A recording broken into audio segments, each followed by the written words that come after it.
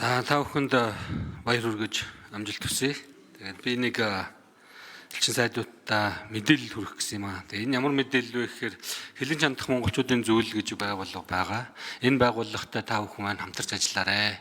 Хэлэн чандах монголчуудын зөвлөлөөс манай их хурлд хүсэлт ирүүлсэний дагуу яг өнгөрсөн жил буюу жилийн өмнө 24 оны 12 сарын 20-нд Монгол Улсын их хурал дээр Хэлэн чандах Монгол иргэдийн эрх ашгийг хамгаалах дэмжих бүлэг гэдэг бүлэг байгуулагдсан шүү. Одоо лобби бүлэг гэж бид нэрлэдэг. Тэгээд энэ бүлгийг одоогийн байдлаар миний бие яхалж ажиллаж байгаамаа. Тийм учраас энэ Хэлэн чандах Монгол иргэдийнхээ асуудлаар та бүхэнтэйгээ бас цаашид хамтарч ажиллах хүсэлтэй байгаагаа илэрхийлмээр. Би ганцаараа байгаа биш. Манай их хурлын 19 гишүүн гар хэвсэг зурсан. За манай Батцэг сайд жишээ нь одоо энэ дотор байх жишээтэй. Ийм одоо лобби бүлэг байдгийг шүү. Тэгээд энэ лобби бүлэгтэй та бүхэн маань хамтран ажиллаарай. Хэлэн чандах монголчуудын зөвлөлтөөгөө хамтран ажиллаарай гэж хүсэж байгаа юм. За энэ Хэлэн чандах монголчуудын зөвлөлөөс ирдэг түгээмэл гэдэг асуудлууд байдаг юм. Энийг би бас та бүхний сонорт хүргэчихье гэж бодож байна. Нэг нь бол юу гэхээр энэ төрийн үйлчилгээний хүртээмжийг нэмэгдүүлэх, ялангуяа Монголиа.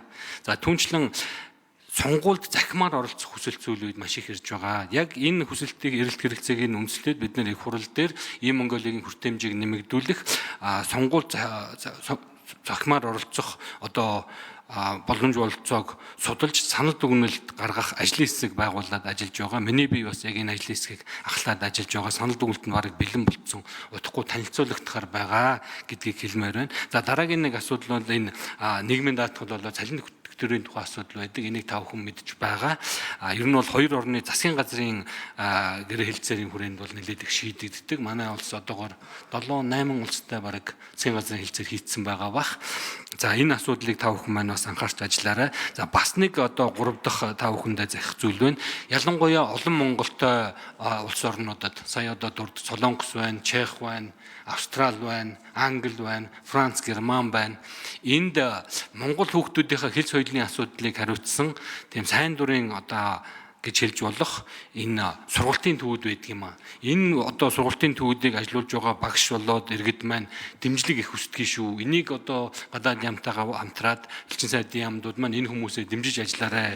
Энэ хүмүүс маань одоо тэнд өсч байж байгаа хүүхдүүдээ монгол хүн болгохын төлөө одоо хүчин шармалт гаргаж ажиллаж идэг. За дараагийн нэг зүйл болохоор гадаад ажиллаж байгаа бизнес эрхлэгчид маш их дэмжлэг хүсэж байгаа. Энэ дээр та бүхэн маань анхаараарай. За бас нэг зүйл тэнд наадам болдог, цагаан сар болдог, бүх барилддаг, сур харавдаг. Энэ одоо тамирчид маань улсын одоо наадмын цол зэрэгтэй болох тухай хүсэлтийг бас уламжилдаг ийм одоо зүйлс байгаа гэдгийг онцлон дуртмаар байна. Баярлалаа.